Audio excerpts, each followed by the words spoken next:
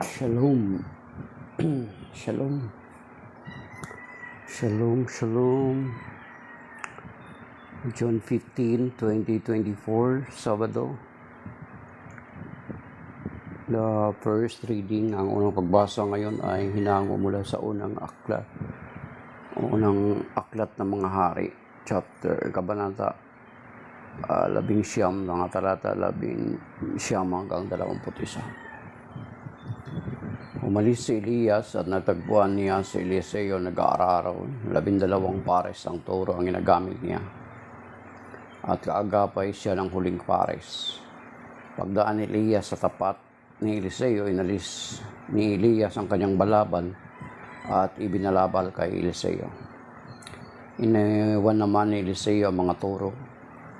Humabol kay Elias at nakiusap. Nagpaalam po muna ako sa aking ama't ina. At pagkatapos ay sasama na ako sa inyo. Sumagot naman si Elias, sige, umuwi ka muna. Umuwi nga si Eliseo, nagpatay siya ng isang pares ang toro at iniluto. Ginamit niya ang panggatong mga pamatok at mga araro. Ipinakain niya ito sa mga tao at sumunod kay Elias at naging lingkod nito. Ang salita ng Diyos, salamat sa Diyos. Ang salmo ay from Psalm 16, awit 16.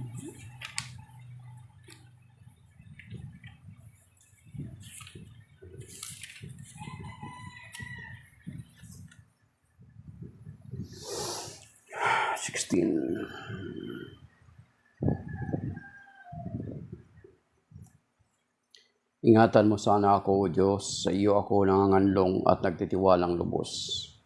Ang sabi ko kay Yahweh, ikaw ang Panginoon ko, kabutihang tinatamasa ako, lahat ay mula sa iyo.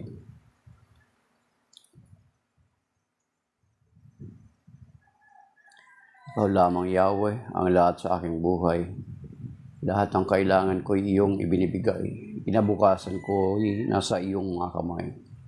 Mga kaloob mo sa akin ay kahanga-hanga. Napakaganda ng iyong pamana. Pinupuri ko si Yahweh na sa akin pumapatnubay. At sa gabi, sa budhi ko siya ang gumagabay. Alam kong kasama ko siya sa tuwina. Hindi ako matitinag pagkat kapiling siya. Kaya't ako'y nagdiriwang puso't diwa ko'y nagagalak. Hindi ako matitinag sapagkat ako'y panatag. Pagkat di mo tutulutang ang mahal mo ay magnas, ay masadlak sa daigdig ng mga patay at doon ay magnas. Ituturo mo ang landas na patungo sa buhay. Sa piling mo'y madarama ang lubos na kagalakan. Ang tulong mo'y magdudulot ng ligayang walang hanggan. Psalms.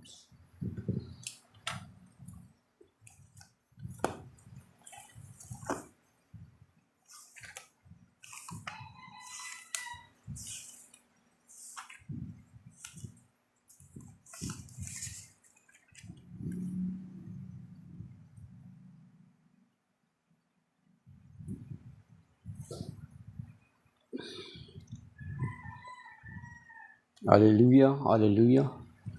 Ang mabuting balita ng Panginoon ayon kay San Mateo, chapter 5, verses 33 to 37. Papuri sa iyo, Panginoon.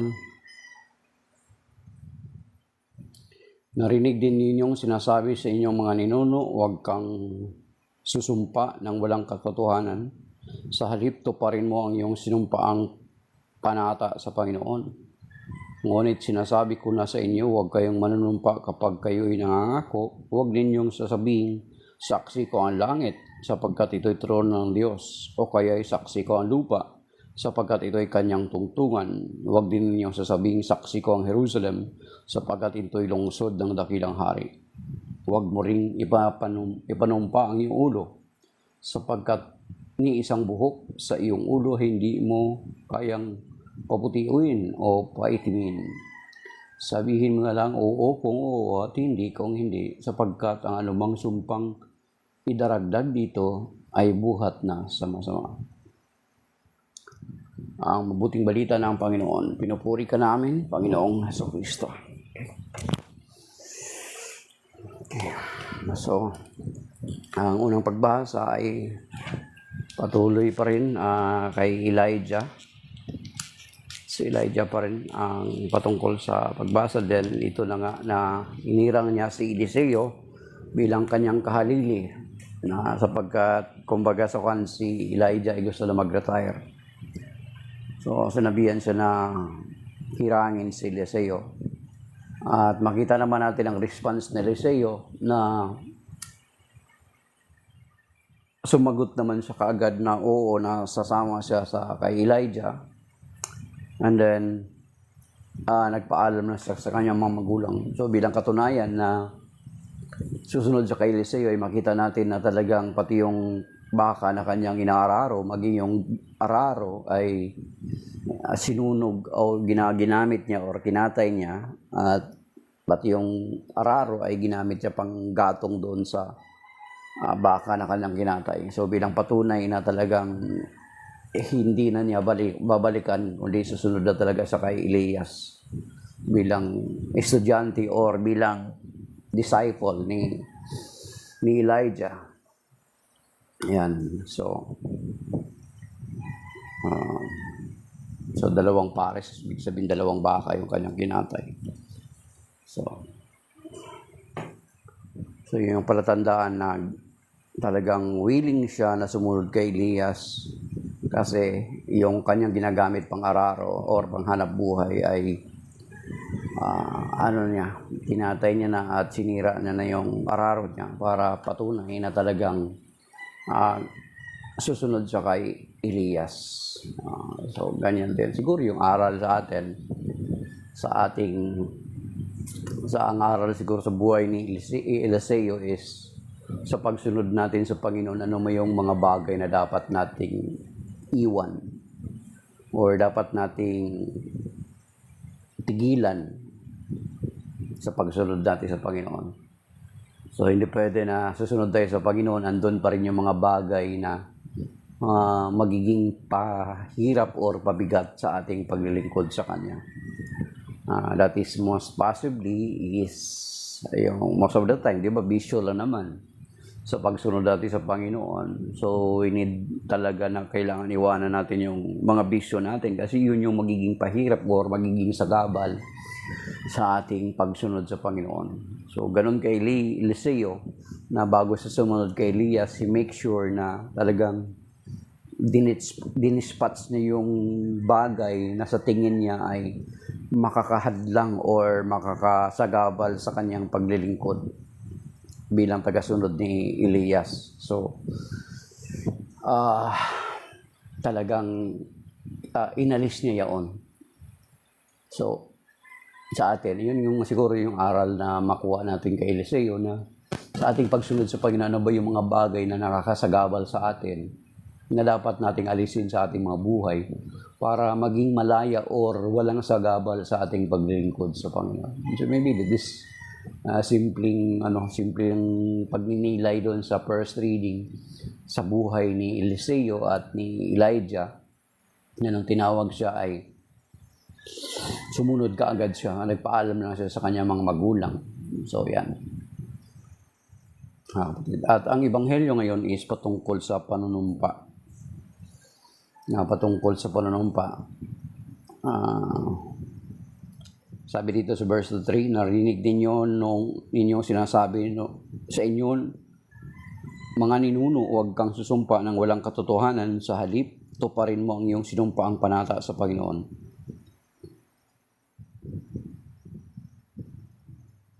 Okay. Then, ang karugtong is, ngunit sinasabi ko sa inyo, huwag kayong manunumpa kapag kayo nangako. Huwag ninyong sasabing, saksi ko ang langit, sapagkat ito'y trono ng Diyos. O kaya saksi ko ang lupa, sapagkat ito'y kanyang tugtungan. Huwag din ninyong sasabing, saksi ko ang Jerusalem, sapagkat ito'y lungsod ng dakilang hari. Huwag mo ring ipanumpa ang iyong ulo, sapagkat di isang buhok sa iyong ulo hindi mo kayang paputiin o paitimin. Sabihin mo na lang, oo kung oo at hindi kung hindi. Sapagkat anumang sumpang idaragdag dito ay buhat na sa masama. So mayroon pa sa atin yung cross my heart. I swear to God, cross my heart. Sabi ganun. So,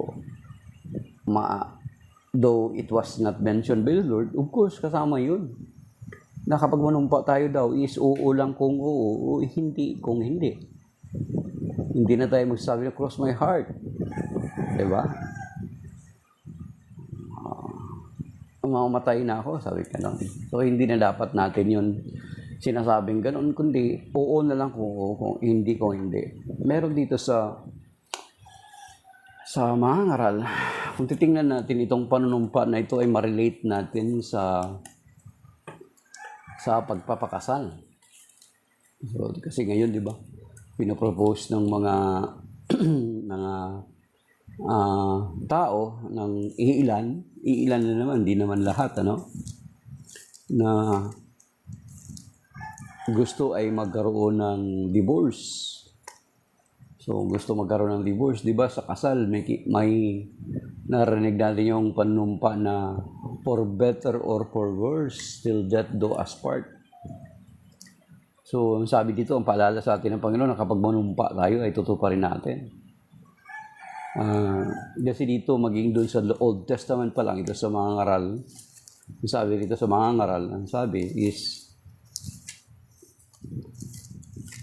sahin natin mga kapatid, related ito sa Ebanghelyo ngayon na dapat nating maging reminder sa atin.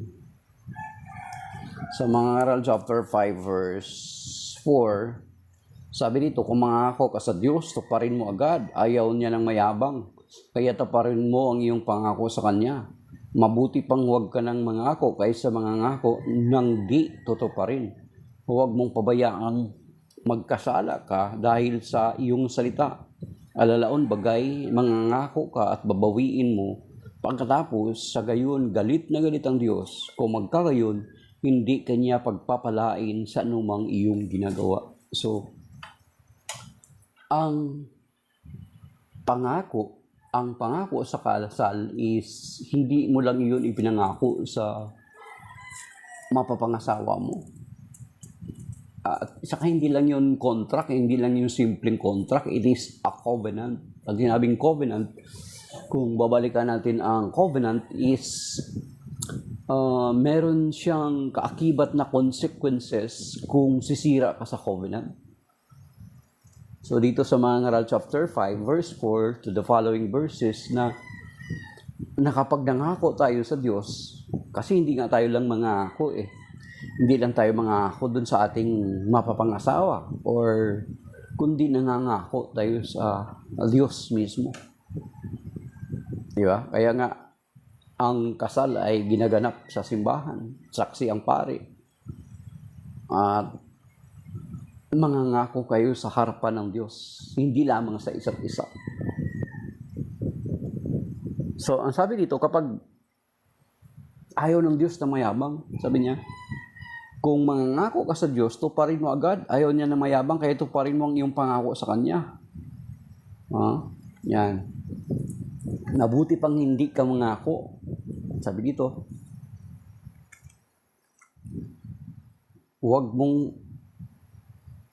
nabuti pang huwag ka nang mangako kaysa mangangako ng di tutuparin. Verse 6, huwag mong pangabayaang magkakasala ka dahil sa iyong salita. Alalaon bagay, mangangako ka at babawiin mo pagkatapos. Sa gayon, galit na galit ang Diyos kung magkagayon, hindi Kanya pagpapalain sa anumang iyong ginagawa. So you see, there is a consequence in breaking the covenant. So yung kasal, mga kapatid, alam naman natin yan na may mga seminar yan It is a covenant. Hindi siya basta-basta yung contract lang. A covenant is kasunduan na kapag mag-break ka sa term of your covenant, especially with God, kasi hindi lang doon sa babae ka mangangako is may consequences. There is a consequences kasi nga ito yung sinasabi na consequences, hindi Kanya pagpapalain. At isa pa doon sa consequences, of course, breaking the covenant, may mga katulad nung nakikita natin yung Israel nung nagbe-break sila ng covenant nila sa Diyos, di ba? May mga consequences na nangyari sa Israel. So ganun kabigat.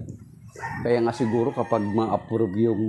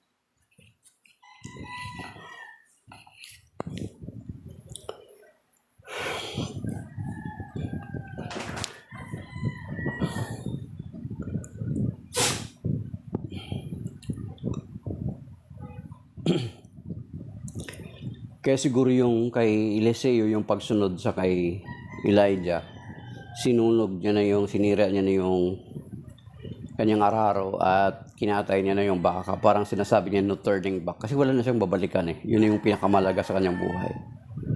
Kaya nga, sa pag-aasawa, dapat ganun din. Talagang i-dispatch na lahat yung mga dating girlfriend.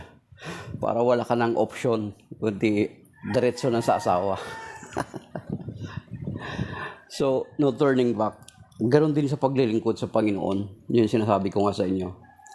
Na kapag nangako ka na susunod sa Panginoon, ay talagang tuloy-tuloy na. Hindi na yung no turning back din. So, yun yung palala sa atin ng Ebanghelyo ngayon na sa ating pangako is maging maingat daw tayo kasi sabi ng Panginoon doon sa mga ngaral chapter 5 verse 4 na ayaw ng Diyos ng sinungaling na dapat kapag mangako tayo ay tinutupad natin, hindi yung mangako tayo ngayon then after that babawiin natin yung ating pangako. So doon galit na galit ang Panginoon. At isa sa minimension natin na pangako yung buhay, stop that. Isa natin sa minimension na pangako is yung pinaka-concrete na kung saan nangyayari din yung pagpapangako is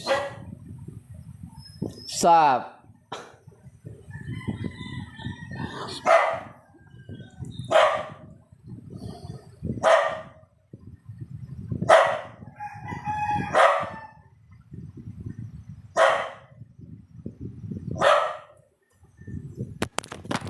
Come here.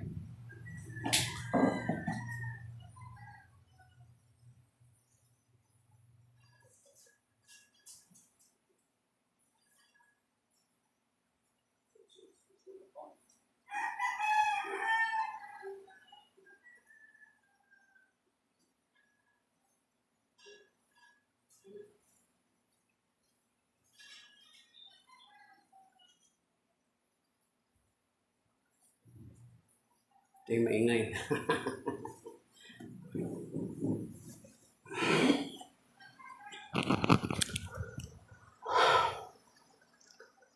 Sabi dito sa, especially kung plano mo mag-aasawa, naturally you're going into covenant, you are going into magagawa ka ng pangako.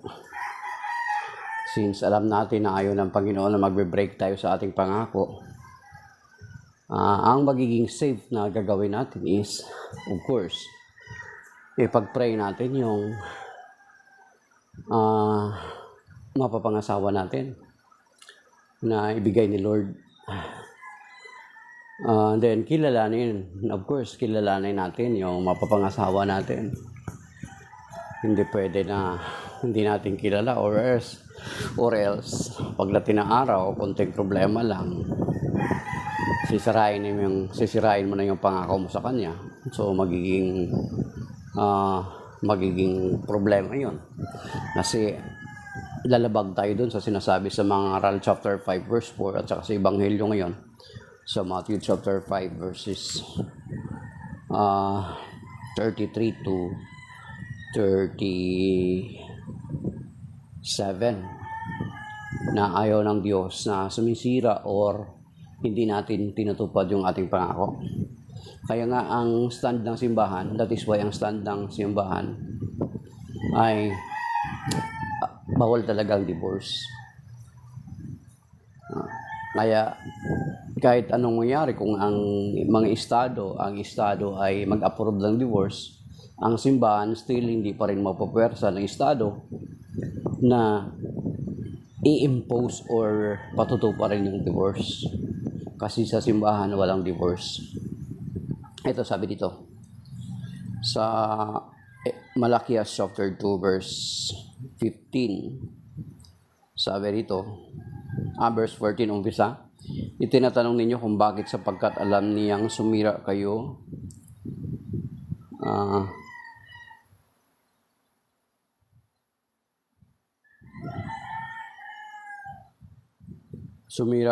sa pangako ninyo sa inyong asawa na pinakasalan ninyo nang kayo'y bata pa. Siya'y naging katuwang ninyo, ngunit ngayon sumira kayo sa pangako ninyo sa Kanya, bagamat nangako kayo sa Diyos na magiging tapat kayo. You see? So, mangangako ka sa asawa mo, pero at the same time, mangangako ka sa Diyos na magiging tapat kayo. Sa verse 15, di ba kayo pinag-isa ng Diyos sa katawan at sa Espiritu? Ano ang layon niya? Upang magkaroon kayo ng mga supling na tunay na mga anak ng Diyos. Mag-ingat nga kayo, huwag magtaksil ang sinuman sa inyo sa babaeng pinakasalan ninyo. Sabi dito, nang kayo'y kabataan pa, nasusuklam ako sa naghihiwalay, sabi ni Yahweh, ang Diyos ng Israel. Napupuot ako sa taong malupit sa asawa, kaya huwag kayong magtataksil sa inyong asawa. So yun yung sinasabi ng Biblia na kapag mangako tayo, talagang tutuparin natin kasi ayaw ng Diyos na mag-break tayo doon sa pangako natin. Kasi hindi lang nga ang tao yung pangakuan natin, kundi mismo ang Diyos. Kaya nga kapag ma-approve yung divorce, siguro sa kanila, tatanggalin na nila yung pangako na for better or for worse. Mawawala na siguro yun. Ano na kaya ang ipapalit? For better or worse, for sickness or in poor, till death do us part. Yan sinasabi. So, that is why we need to be faithful to what we had promise or yung ginawa nating pangako sa Panginoon, because God hates divorce. At saka at the same time na kaya nga sa atin sa Catholic Church ang tinatawag na ang sacrament of matrimony, sapagkat bakit sacrament? Kundi ito ang sacrament ay, di ba, dalawang word yan, sacra at sacramento. Banal na tanda, ang ibig sabihin, banal na tanda. Ito'y isang tanda rin ng katapatan ng Diyos sa kanyang iglesia. Kasi di ba sinasabi doon sa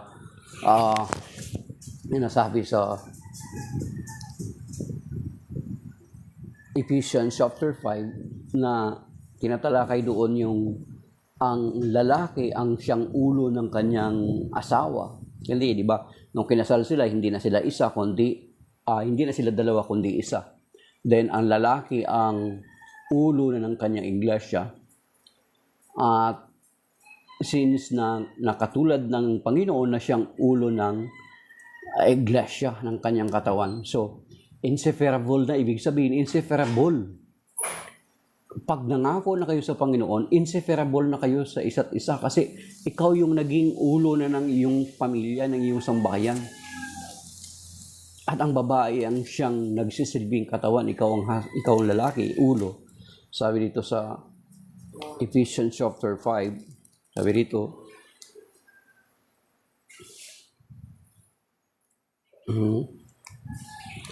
verse 21, pasakop kayo sa isa't isa, tanda ng inyong paggalang kay Kristo. Mga babae, pasakop kayo sa Ephesians 5:21 to the following verses.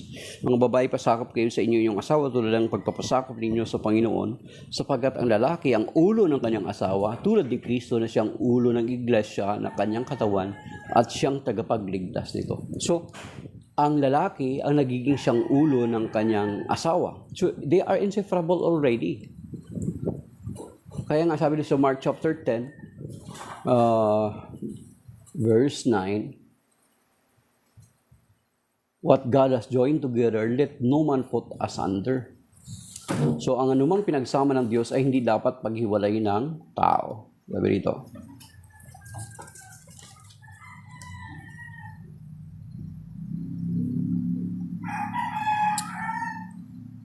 Verse 8, Mark 10:8 and then 9. At ang dalawa ay magiging isa, hindi na sila dalawa, kundi isa. Ang pinagsama ng Diyos ay huwag paghiwalay ng tao.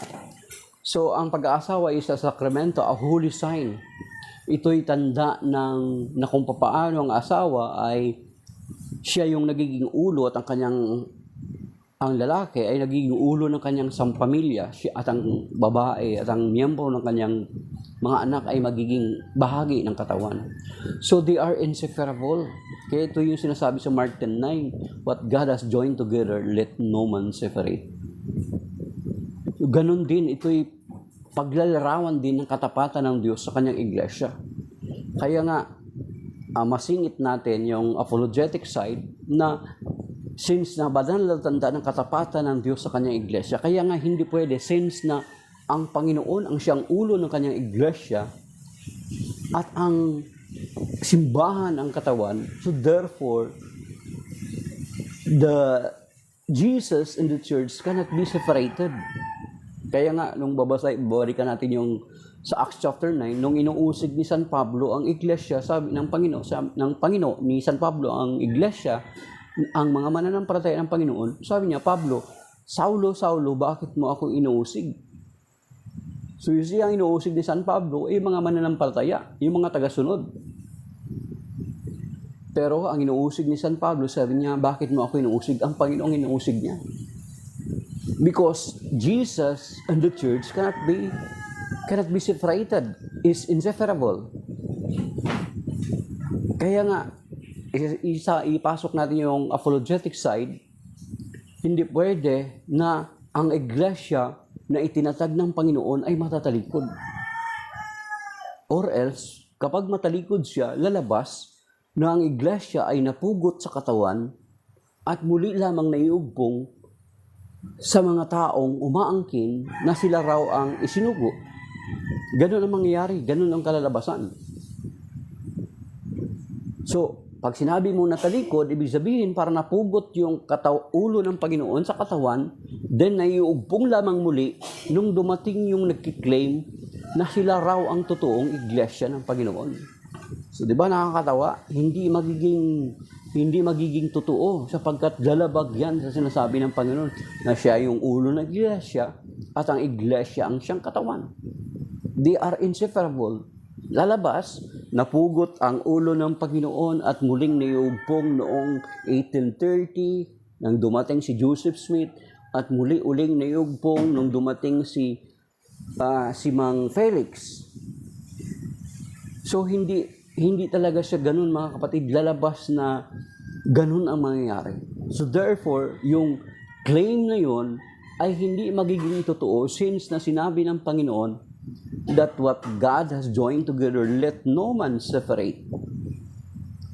And then, doon sa Ephesians chapter 5 na binasa natin, 21 to the following verses, na sinasabi roon na ang Panginoon, ang asawa, ang siyang ulo ng kanyang katawan, ganun din ang Panginoon na siyang ulo ng kanyang iglesia. So therefore, hindi matatalikod ang iglesia na itinatag ng Panginoon sapagkat ito'y pinangakuan ng Panginoon. Anong pangako ng Panginoon? Doon sa Matthew 16:13-20, sabi niya, upon this rock I will build my church, that even the gates of Hades, or even ang pintuan ng kamatayan, sabi dito,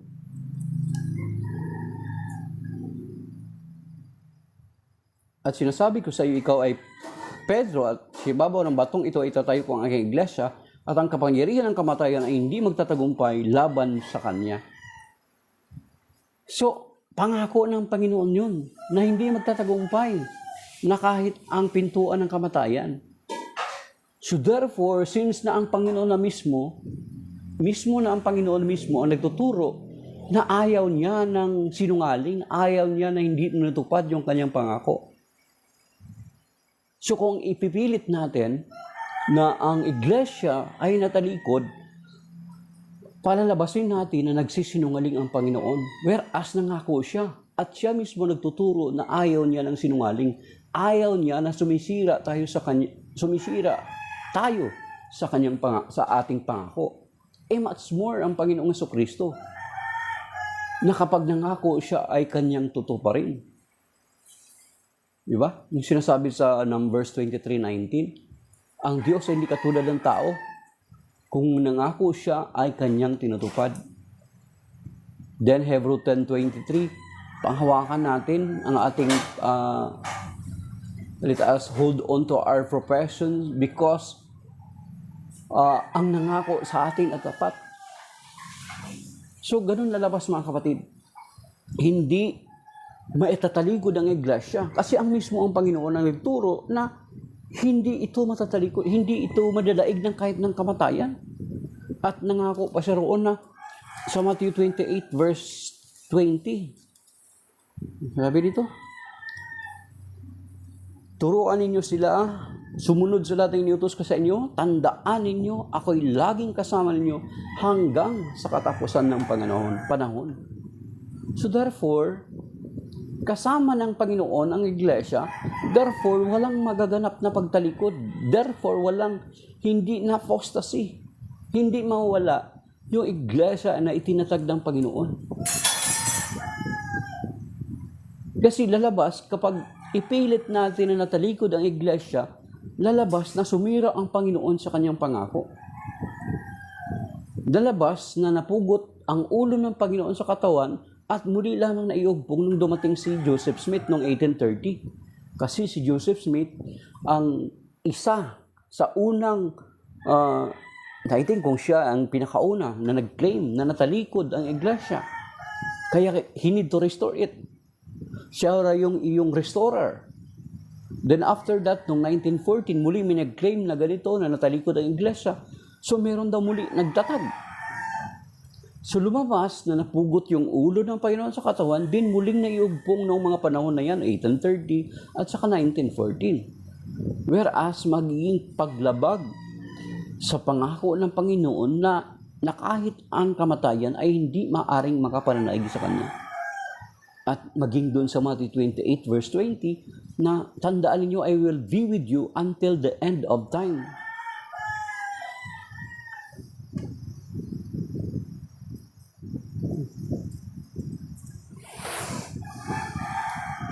So mali yung sinasabi ko na hindi matatalikod ang iglesia, primo. So ibig sabihin, huli na kita, ano ka pala, Inc. 1914 ka pala. So yun yung false na natalikod, yun yung false. Okay, yun yung false na sabihin mong natalikod. Sige nga, maglatag ka ng mga talata sa Primo Leon. Dito na naman, sabi niya, false, pareho kayong mali. Mula sa Papa sa Rome hanggang sa iyo. False. Then, Antichrist. Sino ba yung kwalipikado na magiging Antichrist? Primo Lee.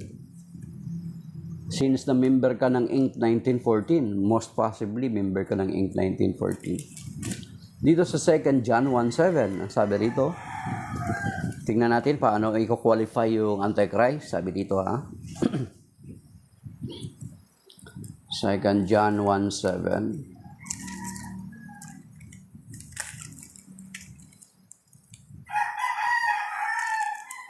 Free muli, basahin mo yung Bible mo.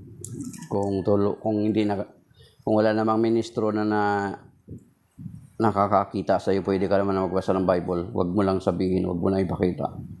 Sabi dito sa 2 John 1:7, sapagkat nagkaalat sa sanlibutan ang mga magdaraya, mga taong hindi nagpapahayag na si Jesucristo ay naging tao, ang gayong mga tao ay magdaraya at Antikristo. So you see, Primo Lee, Primo Lee, nag-iba ka na ng pangalan. So member ka ng Inc. Kapag hindi mo pinapahayag na si Kristo ay naging tao, kabilang ka pala doon sa Antikristo, magdaraya at Antikristo. Kayo pala yun. So, yan. Okay. So, yung claim mo, primally, ay hindi na kaagad aangkop o ruog sa Catholic Church. Kasi kami, pinapahayag namin sa aming credo na ang Panginoong Kristo ay naging tao, ay nagkatawang tao. Sa inyo, sa ay hindi. Kayo pala yun, pasok. Kayo yung pasok. At meron pa sa 1 John 2:19. Sabi dito tingnan natin paano mako-qualify yung Antikristo. Sabi dito sa 1 John chapter 2 verse 19. Sabi dito, kahit na sila'y. Kaya, 1 John chapter 2 verse 18 muna. Mga anak, ito na ang huling panahon tulad ng inyong narinig, darating ang kaaway ni Kristo. Ngayon nga'y marami nang lumitaw ng mga kaaway ni Kristo. Yung kaaway ni Kristo, it means is Antikristo. Dito sa isang version ng Biblia, sabi nila, 1 John chapter 2 verse 19. Mga anak, malapit na ang wakas. Tulad ng narinig nyo, darating ang Antikristo. Ngayon nga'y marami nang lumitaw na mga Antikristo.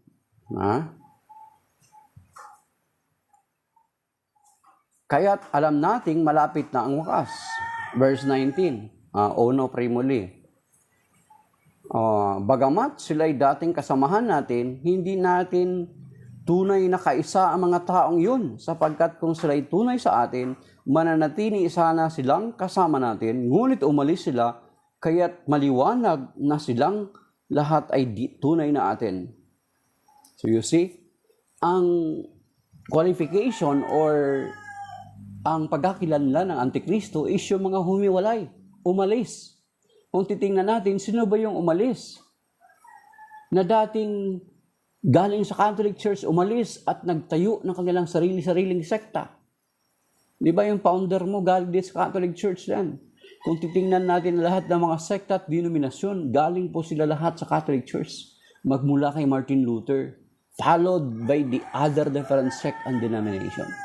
So therefore, ang Antikristo is yaong mga umalis sa Catholic Church. At sabi pa doon sa 2 John 1:7, dagdag pa ni San Juan na ay yaong mga hindi nagpapahayag na si Jesucristo ay naging tao ay siyang magdaraya at Antikristo. So therefore, the Catholic Church is hindi mako-qualify sa akusasyon mo.